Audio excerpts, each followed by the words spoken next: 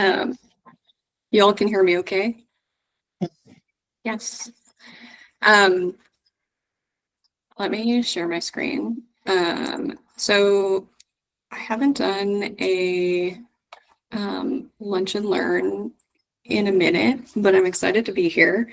And I'm excited to talk about this topic. So this was something that I sort of struggled through on my own.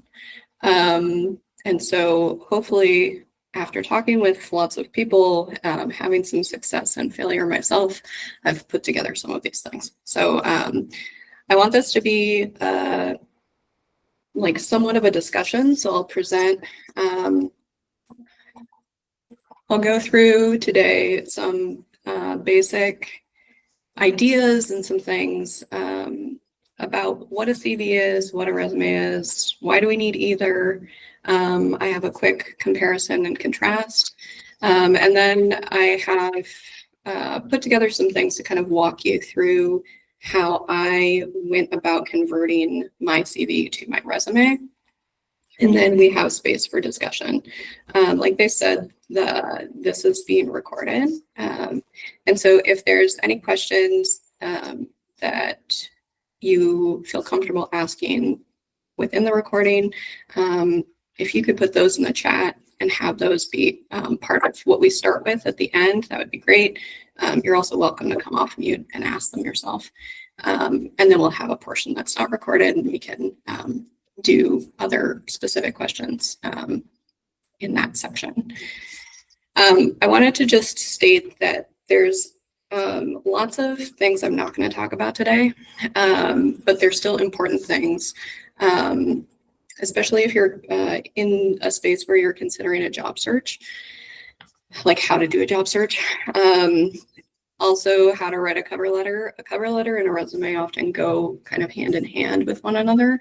And that's a whole topic that I'll touch on a little bit, but I won't dive a lot into. But some of the concepts that we talk about for the resume can port over to a cover letter. And then how to effectively interview.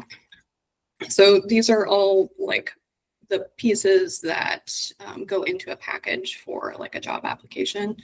Right now, we're basically just talking about resumes and CVs, how they relate to one another, and kind of some ideas and tips and tricks of how to utilize each of them successfully.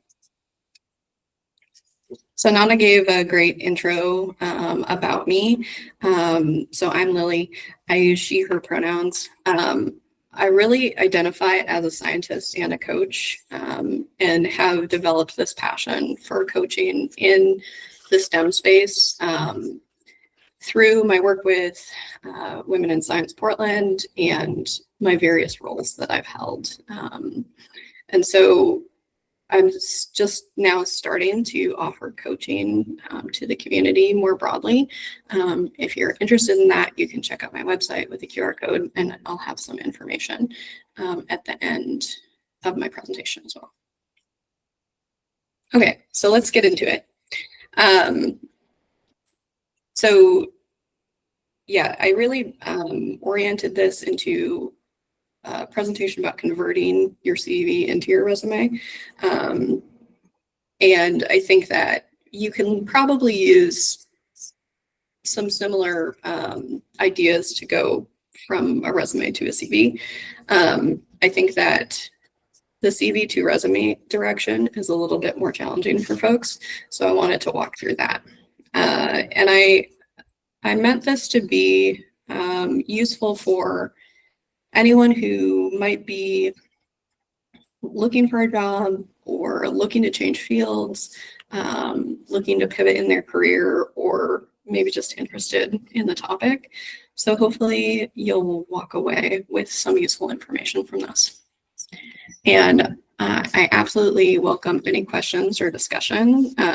This is just a snippet of like how to do this. And so if people have other tips and tricks, I'd love for folks to share those in the chat as well as we go. Okay, so I wanted to start with what is a CV? So CV stands for Curriculum Vitae, and that's Latin for course of life. So it's literally your professional life story. It's the summary of your professional life, which includes experiences, qualifications, accomplishments, education, etc. These documents are most often used in academia and medical fields, but not necessarily exclusively. And they are comprehensive documents, so they can be as long as they need to be. We'll go over the different sections to put in your CV in a little bit, but know that like they don't necessarily have a set format, and they don't have a page limit. I mean, I know professors here at OHSU that have 70-page CVs. It's insane. In contrast, a resume, well, maybe similarly, a resume is also a summary of your professional life, which includes your experiences, qualifications, accomplishments, education, etc. But unlike a CV, it usually is short format. So 1 or 2 pages. It's commonly used in industry, business, most everywhere else besides academia. And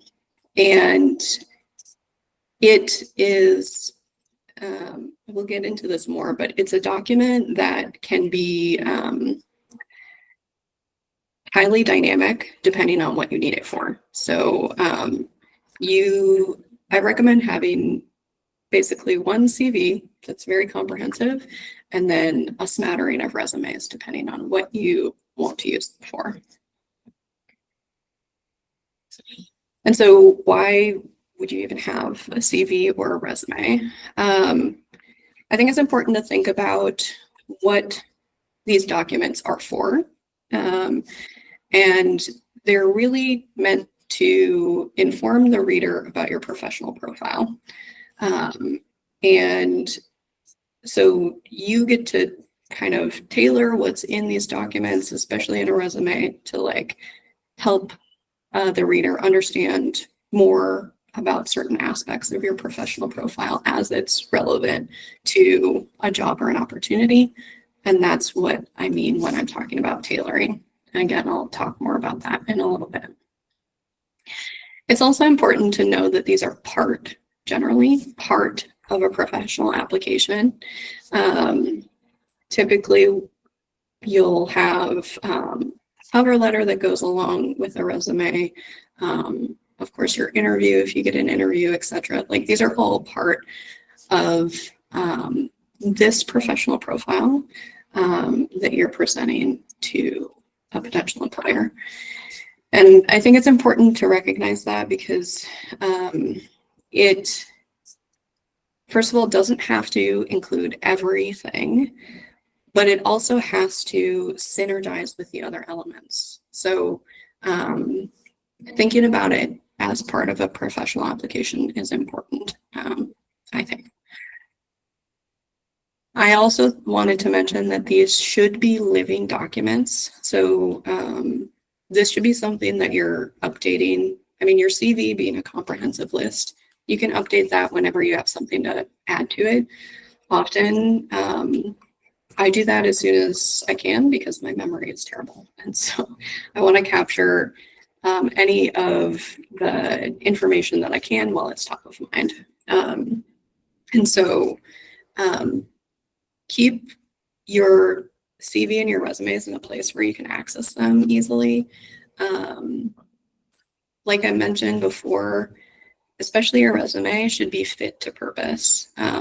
Also think about that for your CV. So like if you have an option for a job to submit a resume or a CV, really think about what each of those says about you and make sure that it's portraying what you want it to. So if having the entire list of your publications is important for the role, or you think it's important, maybe a CV is more appropriate. If not, it might be wiser to use a resume, which you can tailor specifically for the role. Also, these should be accurate documents. And again, I think making them a living document and updating them in a timely way helps with accuracy. But these should be as accurate as possible. So just a quick rundown comparison of these two.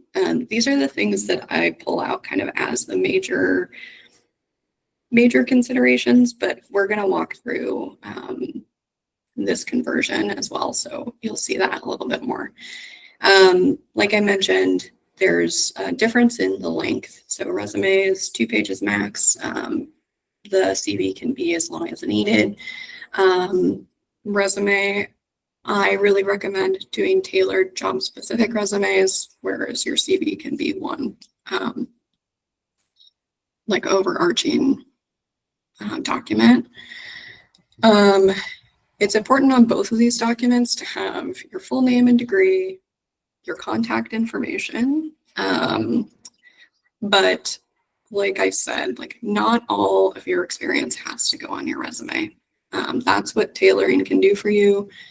It can be really intimidating to go from, if you happen to have a 70-page CV, down to a 2-page resume. But you don't necessarily have to put everything on it. It can still be accurate without everything on it. So being able to tailor it can really help you, whereas your CV can be your full professional record. A summary or objective statement, I'll show you what that can look like. Typically, I see those on resumes. I don't often see them on CVs, but they can be there if you're using it as a document, a standalone document, for example, and not going along with a cover letter. You might consider adding a summary statement, and that is kind of just a mini cover letter or summary of your professional experience, how all of those things come together, and what you're looking for in your next role. Typically, resumes also have skill lists, whereas I don't often see those on CVs, but again, you can put them on there. I do think that there's a value in having maybe an overly comprehensive CV as a place to kind of capture everything. So you can really use your CV to kind of pull pieces from to then feed into a resume, for example. That's how I use mine quite often, because in the roles I have now, I'm using my resume more and more often. Includes references. So I wanted to mention references here because I think that how references are used has changed a little bit potentially, where now I see more often that you're not asked for references up front, and often you're asked to provide references later in the like interview process.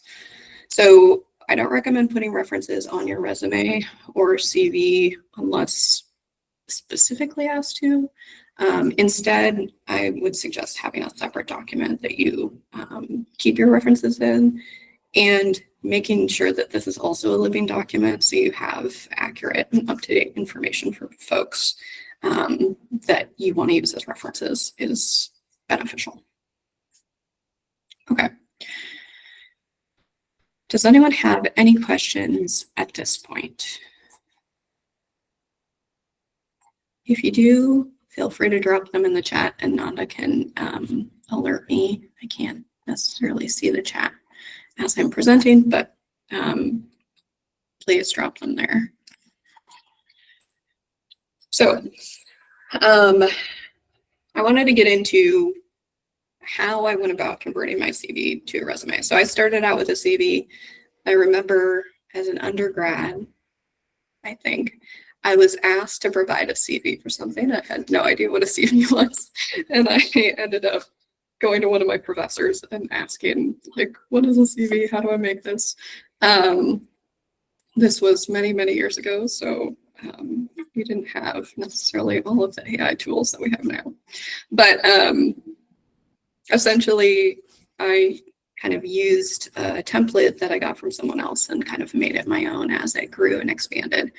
I'm sharing this snapshot of the pages of my CV, not so you can actually read it. You're not meant to read this, but just kind of as a visual and a way to kind of point out a couple things. So first of all, you'll see that the different sections of the CV, like different things that you can put in your CV, are listed on the side there. These are somewhat in order of like rank, how I would order them in an actual document, but that's not a hard and fast rule. Typically, you want your education and professional experience up towards the top. Those are the things that people are looking at your CV for. And then you can kind of sprinkle in the other things. I saw a question come up. For including publications in an industry-tailored resume, would you suggest to include only those publications that highlight the skills required for the job, or include all research articles and leave reviews aside, for example? That's a great question. I think that there's a couple ways to navigate that. So I think your first suggestion of doing the ones that highlight whatever's relevant to the role is a really good way to go. And I don't think I have a direct example of that, but I can point that out in a minute when I show you my resume too.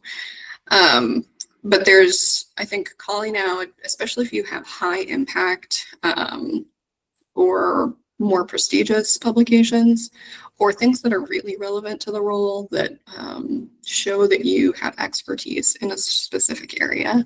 I think that's really relevant to put on your resume for industry positions. I've also seen for industry positions, instead of giving a full CV, you can provide a resume that maybe summarizes some of your publication history, and then you can have a separate document that's like your full publication history. Sometimes, so one caveat for everything I'm saying today is that a lot of job application sites now use these kind of form based interfaces on their website. Those can be completely different, but even if you're using one of those, it's really helpful to kind of have these base documents to pull from. They can be a real pain in the neck, but they, at the end, often you can add supplementary documents or upload supplementary documents. That might be a place to add like a publications list, for example. And I think that even if you do have reviews that demonstrate your expertise in an area, those might be valuable to include too. So really think about what you're including, and also think about how you want to talk about those things, for example, in an interview or in a cover letter.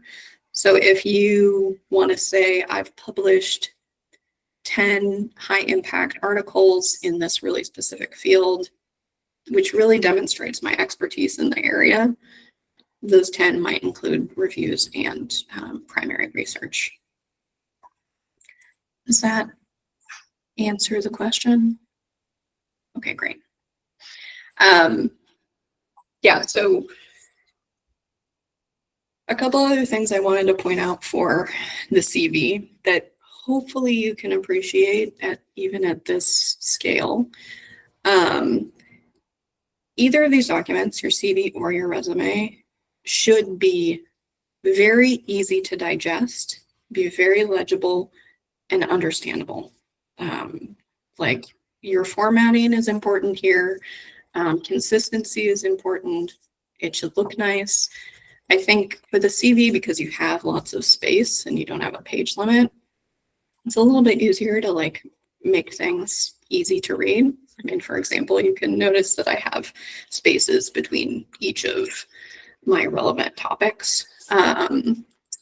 But another thing that is important both for your resume and your CV is often anything that has a date associated with it. So I have both professional experience and leadership experience, which I don't think you can see my mouse, can you? You'll see that along kind of the right side of some of these pages. And having all of the dates pulled out in the same format is really helpful for anyone reading these documents. And you always want to have your most recent things at the top. So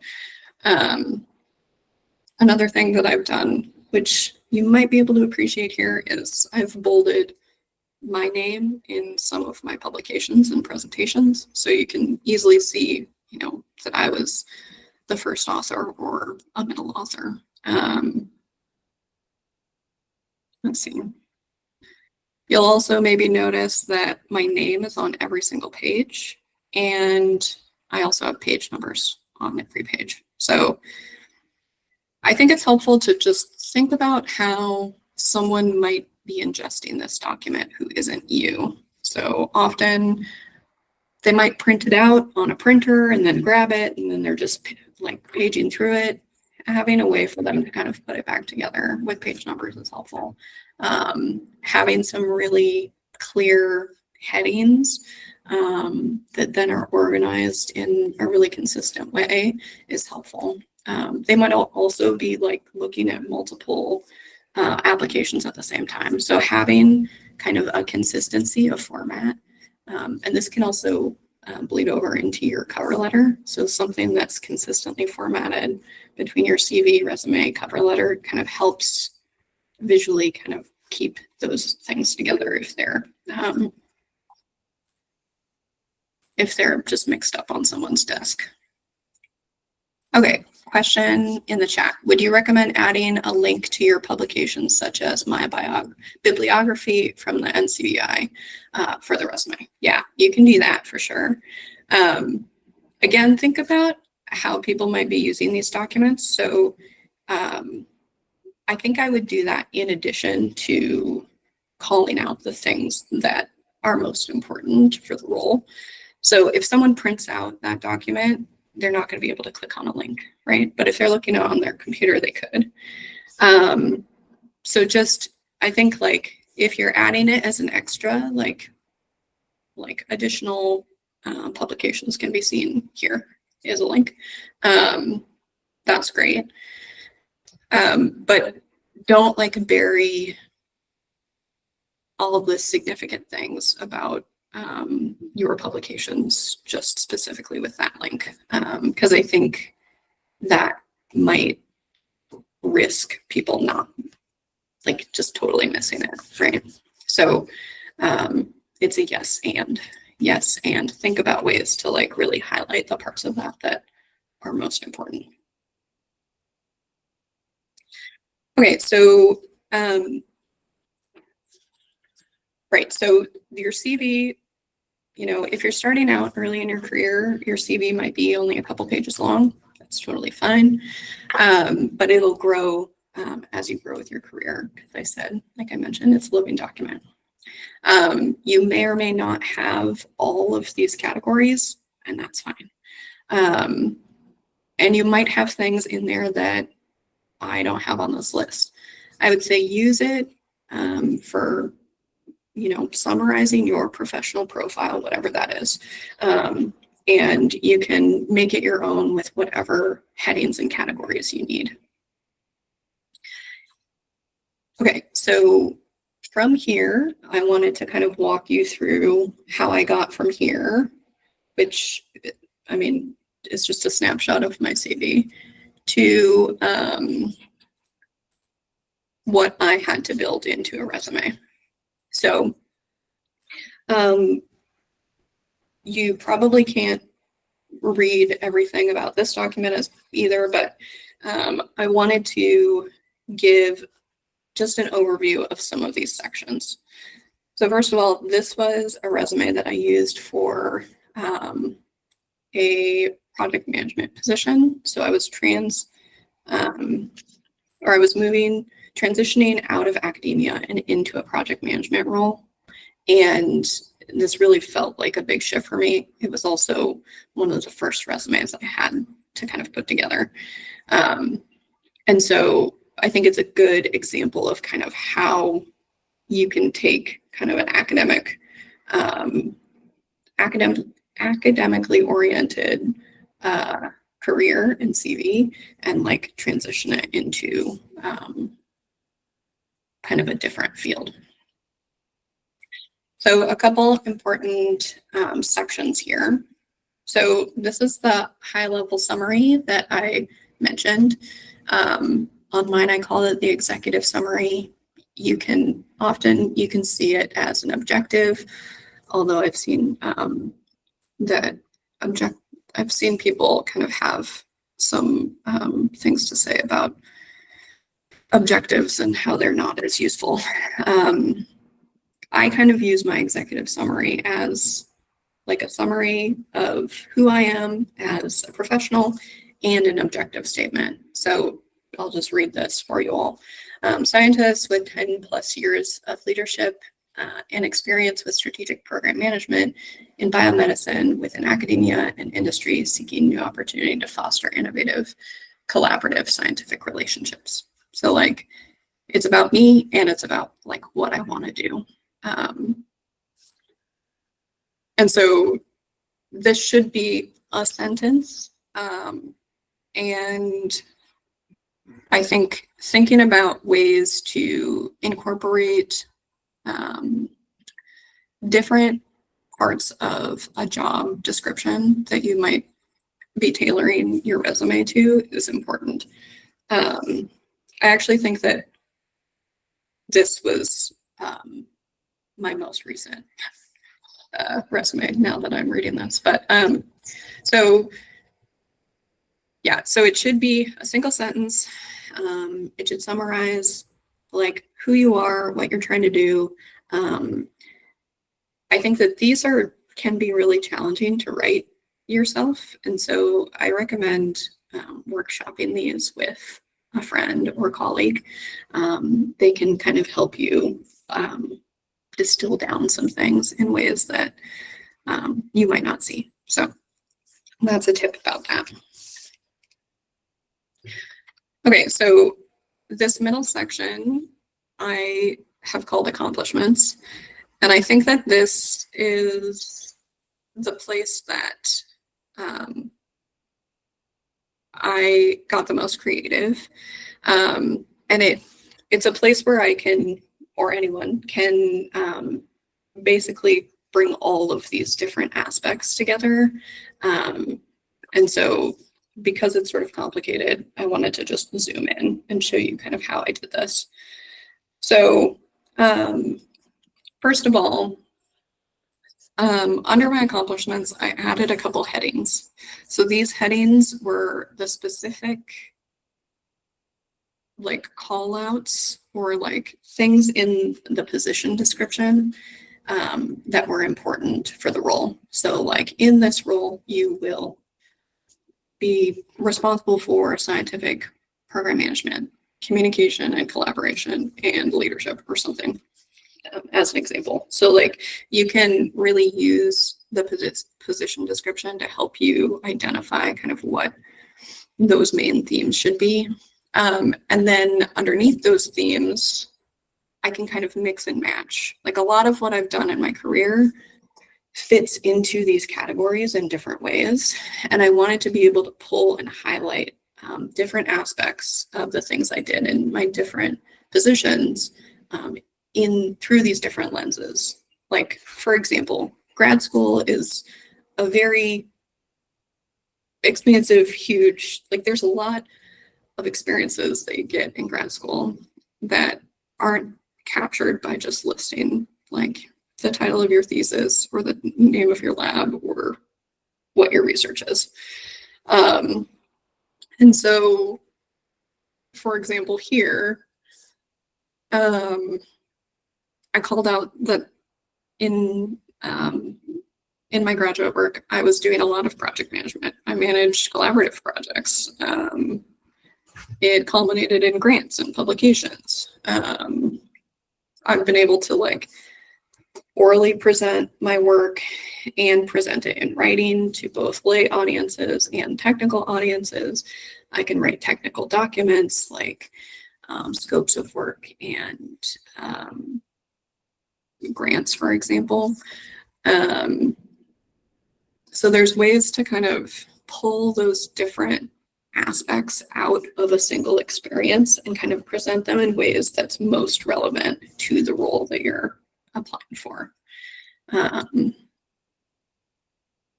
Yeah, just another example of where I've used my professional experience and called it out in multiple places.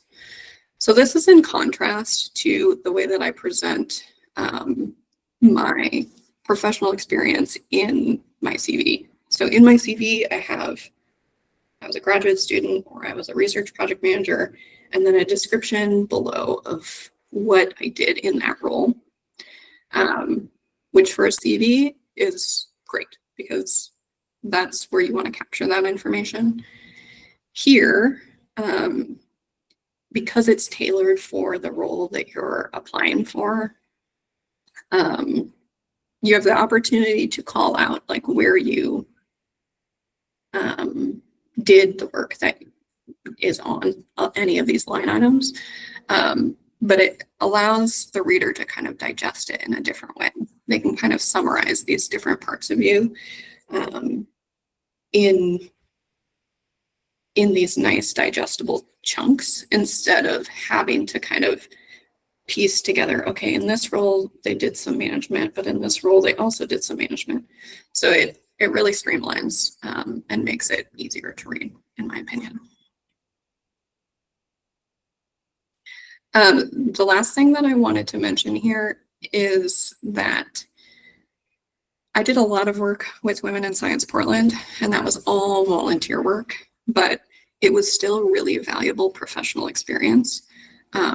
It was sort of my first time managing people, doing team leading, doing project management with like a big group.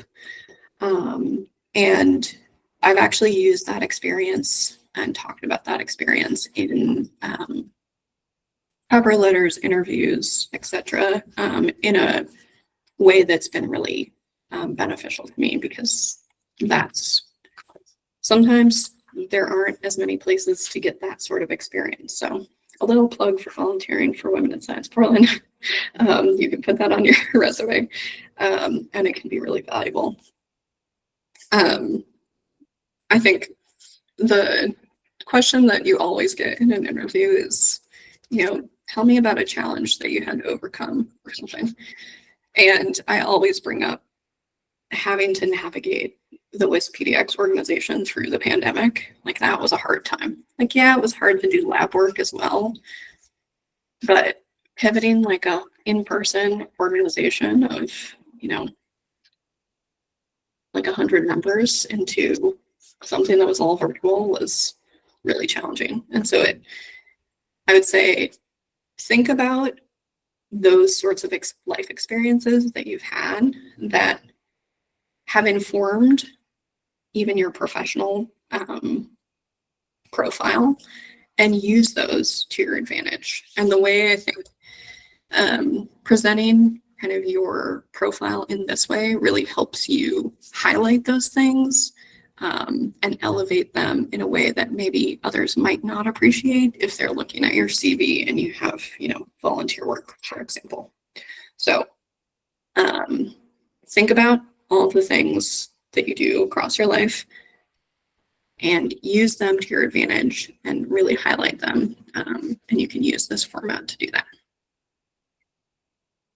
Okay, so zooming back out, you'll notice that I have a relevant experience section, and this includes both my professional, so like the jobs that I've had, and my volunteer experience. because I wanted to be able to highlight those things. And again, I put the dates easy to digest over on the side. I have what the name of my role was, where it was, and the location, the physical location.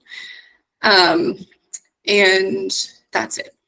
And so all of the description that you normally would have, I've condensed into that accomplishments section. And then finally, I have a list of skills at the end, which is just a list with commas. I think it's important to recognize that resumes that are submitted online now, especially if it's not a form, like an online form format, will be initially machine read. So they're going to be read by AI, and they are often going to be looking for keywords. So if you have experience with Microsoft Word, put the word put Microsoft Word somewhere in the documents that you're submitting, because there could be a filter in their system that if you don't have experience with Microsoft Word or you don't mention it, your resume gets triaged. So just knowing that that is potentially true, having a skills list is important. And you probably can't read this, but I don't have any like scientific skills. Like I did a ton of Western blots in grad school. I did not list that on my skills list for this because it wasn't relevant for this job. And that's where tailoring, again, your resume is really important. So whatever they ask for in the position description, if you have that skill, list it here. Also anything that sort of complements, the accomplishments section that you have above, I think is valuable to put there. Okay, so I've talked a little bit about this. Tailoring your resume. I like this format. So this is not the only format of resume you can use. There's tons of different formats. But I wanted to use this to kind of highlight those different aspects of how you can tailor, how you can use these different sections to your advantage, and you can still fit it onto one page. So, and it's still fairly easy to read. So your opportunities to tailor your resume can be found in your summary statement. You can use key language that you see in the position description or on the company website, for example, in your summary statement. I also really like using the headings in the accomplishments section to mirror the skills for the position. Yeah, a couple things I didn't mention, but in this section, be descriptive and quantitative as much as you can. So I think I write that I have a certain dollar amount for the amount of grants that we won, or the number of publications that I had in high impact journals. And anything that you write here can directly complement your cover letter, which also should be highly tailored. I mentioned the relevant experience, and this is relevant to the role. So, you don't necessarily have to put that you were a lifeguard in high school, but if it's relevant to the role that you're CPR certified and you're still CPR certified, maybe that goes on your relevant experience. I'd say if you talk about it in your accomplishments, you should probably put it in your relevant experience, because that's where you can call out the dates that you were doing. You had that experience. Ooh, that's a great question, Paula. Is it not necessary to list your education? So I put my education in my relevant experience section, which you probably can't read. But it says PhD in cancer biology. I think it depends on the role. For this role, I was really transitioning into, a less technically oriented role, more project management. And I have a PhD in, and I talked about that. But when I got my PhD was less important.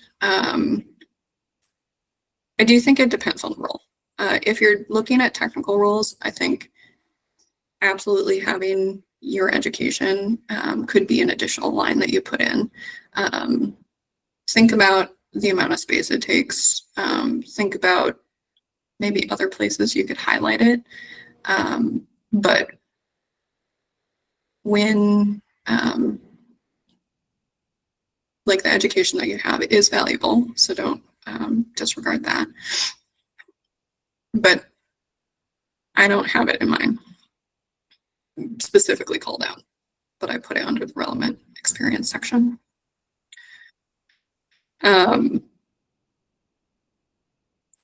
One other thing I just thought of that is important to consider, and that my resume does not fully capture, is now a lot of places use your resume or your CV to calculate your compensation. And sometimes they have, and it's based on amount of experience. And sometimes they need the actual months, the months and years. And so in that case, my resume is insufficient for that. So thinking about that, there might be ways to kind of adjust your format.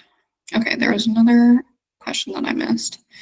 If you have multiple degrees, is it best to put all or just the highest? So like if you have a master's in cell biology and a PhD in cancer biology, I think it'd be relevant to put both. Again, it depends on the role. And I think thinking about what's valuable about each of those experiences, and thinking about these documents kind of as part of an application. So you'd like each of these to stand on their own. So, you know, if you want to say that you have a master's and a PhD, maybe you can communicate that just in your name heading. And then in your cover letter, you talk more about your master's or your PhD, for example. Or you have it specifically called out as you're talking about these different accomplishments. That's also valuable. So I guess to go back to what I keep saying, like think about how you want to use it and how you want to highlight it. I think having it does not hurt you. And if you have a master's and a PhD, that might warrant having a 2-page resume, for example. So you're not necessarily, you don't feel like you have to squish everything in. So you could add an education section, or split out your relevant experience into professional and education. So yeah. Okay, just a couple more things. There are lots of templates that you can use. I would say that formatting your resume is maybe the most time-consuming part. You can use templates to help you with this, and you have lots of different options. But I will just advise you to use your templates strategically, and remember to think about legibility and comprehension. You know, and if it's really beneficial to you to have a highly designed resume or not. There are ways to kind of infuse some of your personal style with using a template, and that's great. And there's lots of sources, so you can just really Google this, but Google Docs has some versions, Canva has some free versions. These are just the ones that I pulled off of Microsoft Word. That being said, I didn't use a template for mine, but now that I've made my resume, I use it as a template for every other resume that I'm making. So yeah, that process that I went through can take some time, but the good news is once you do it, you learn the formula and you kind of get a sense of how to move things around. Then doing it the next time isn't as hard. Lillian, sorry to interrupt. I'm just giving a time check of like 8 minutes. Great. I think I just have a couple more slides and then we can do questions. I just wanted to breeze through a couple tips that came up for me as I was putting this together that I wanted to make sure that I highlighted. When you're sharing or uploading your CV or resume, I would always share a PDF and always make sure that the formatting, when you format it from like a Word document or a Google document into a PDF, maintains integrity. So sometimes people are using a different old version of software. It might mess up your formatting. So a PDF will keep that all structured right. You can it'll also keep links embedded. So if you're putting in that NCBI bibliography, that should still be clickable in a PDF. Always use a legible font. And I wouldn't suggest using a font smaller than 10 point. 10 point is kind of small. Again, just think about legibility. And if someone's reading this on a screen, their phone, or on a piece of paper, they have to be able to read it on each. Be consistent with your formatting and with your nomenclature. So the way that you'd format your experiences, your publications, etc., just be consistent with that. There's not necessarily like a standard way to do it, but as long as you're consistent and you include all the necessary info. You don't necessarily have to include your home address. This is sort of an evolution, I think, since I started making my original CV a million years ago. But including your location, so your physical location, the city you live in, is recommended. And kind of in that vein, there's no need to overshare personal information that's not relevant in your resume or your CV. I already mentioned adding your name and page numbers. And if you're using a template, make it your own. Make sure it is appropriate for what you're using it for. And again, it's easy to read. And with that, that's everything that I put into this whirlwind tour of how to convert your CV to your resume. There's lots and lots of ways to do this. So I hope like what you take away is that you're being intentional about, well, first of all, you're capturing all of your professional experience into some sort of document that maybe looks like a CV, and then you're using that document to be intentional about tailoring a specific document for a resume, for a job application, and for your cover letter. So yeah, with that, I'd be happy to take any questions. If people have questions that come up after this and want to reach out, please feel free to email me or check out my website. I think there's a link to email me there too. So. Sorry. Cece, if you could go ahead and stop the recording, we can feel free to